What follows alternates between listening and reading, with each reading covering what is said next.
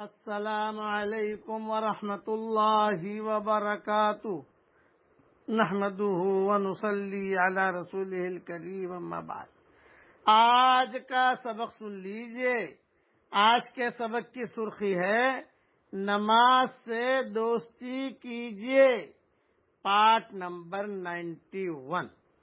حضرت ابو ایوب انصاری رضی اللہ تعالیٰ عنہ فرماتے ہیں کہ میں نے رسول اللہ صلی اللہ علیہ وسلم کو یہ ارشاد فرماتے ہوئے سنا، جو شخص جمعہ کے دن غسل کرتا ہے، اگر خوشبو ہو تو اسے بھی استعمال کرتا ہے، اچھے کپڑے پہنتا ہے، اس کے بعد مسجد جاتا ہے، پھر مسجد آ کر اگر موقع ہو تو نفل نماز پڑھ لیتا ہے اور کسی کو تکلیف نہیں پہنچاتا، یعنی لوگوں کی گردنوں کے اوپر سے پھلانگتا ہوا نہیں جاتا، یعنی لوگوں کے گردنوں کے اوپر سے پھلانگتا ہوا نہیں جاتا۔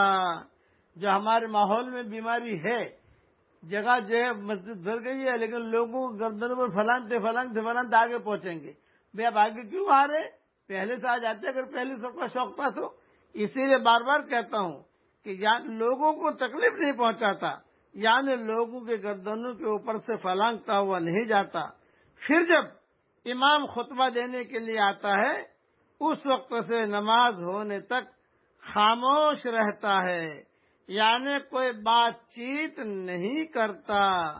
تو یہ اعمال اس جمعہ سے گزشتہ جمعہ تک کے گناہوں کی معافی کا ذریعہ ہو جاتے ہیں۔ یہ حدیث صحیح مسند احمد میں ہے۔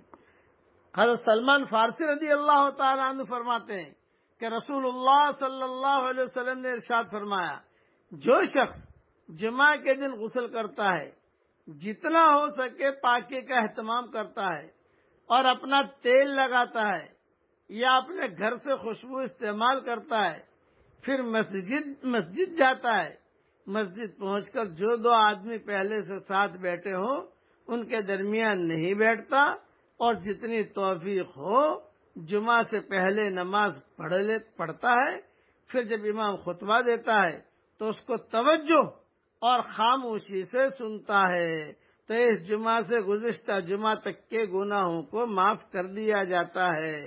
بخاری شریف میں مضمون ہے۔ امام جب خطبے کے لیے کھڑا ہو تو بالکل کھیلنا نہیں، تصویر سے بھی نہیں کھیلنا، موبائل سے بھی نہیں کھیلنا، مسلح سے بھی نہیں کھیلنا، اپنے رومال سے بھی نہیں کھیلنا۔ بعد میں بیٹھے بیٹھے رومال ٹھیک کریں گے، امام خطبہ دے رہا ہے، بعد میں تصویر پھرائیں گے، امام خطبہ دے رہا ہے۔ وہ بہت اہم وقت ہوتا ہے، امام جو خطبہ دیتا ہے وہ گولڈن پیریڈ ہوتا ہے، وہ اللہ کے پیغام پہنچا رہا ہوتا ہے۔ کسی چیز سے کھیلنا نہیں، خاموشی سے سننا، دھیان سے سننا کیا کہہ رہا ہے۔ کہ 5 گھنٹے کا خطبہ تو ہوتا نہیں ہے یار۔ ہم آسٹریلیا کے سفر میں تھے، وہ 1 گھنٹہ خطبہ دیتا تھا امام، سڈنی کے اندر مصری امام تھا، 1 گھنٹہ خطبہ دیتا تھا، لیکن عرب جو ہے کوئی ٹچ سے مس نہیں ہوتا تھا، مسجد بھری ہوئی اور سب دھیان سے سنتے تھے کہ یہ آدمی کیا کہہ رہا ہے۔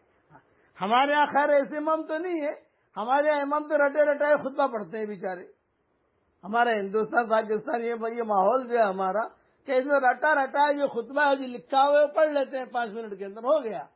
نہ ان کی اتنی استعداد ہے ان اماموں کے اندر، لیکن جو اماموں میں استعداد ہوتی ہے وہ بہت اچھے طریقے سے خطبہ دیتے ہیں اور ہر خطبے میں وہ الگ الگ اللہ کے احکامات کو پہنچاتے ہیں۔ اس لیے دھیان سے خطبہ دینا، خطبہ سننا، اللہ تعالی ہم سب کو عمل کرنے کی توفیق عطا فرمائے، آمین۔ وآخر دعوانا ان الحمد للہ رب العالمین۔